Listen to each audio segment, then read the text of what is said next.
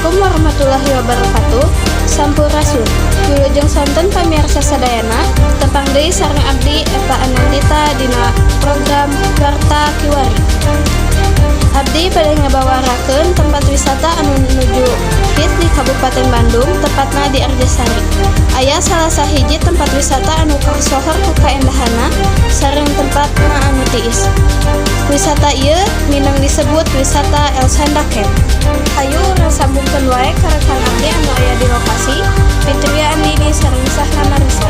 Rekan abdi Fitria sareng sahna Mangga.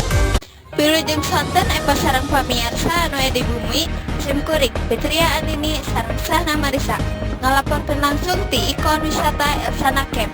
Sapertos anu tiasa anjeun tinggal di Pekerapi, wisata ieu leres-leres pikaheraneun. Suasana langit anu caang sareng cai walungan anu tiis.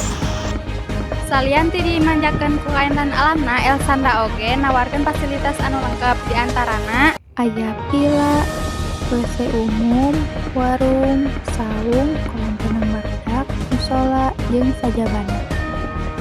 Menyimpulkan laporan langsung ti El Sanda balik deui ka studio.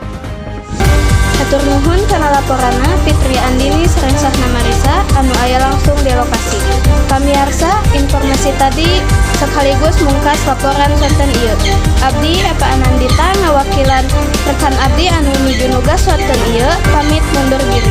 Wassalamualaikum warahmatullahi wabarakatuh.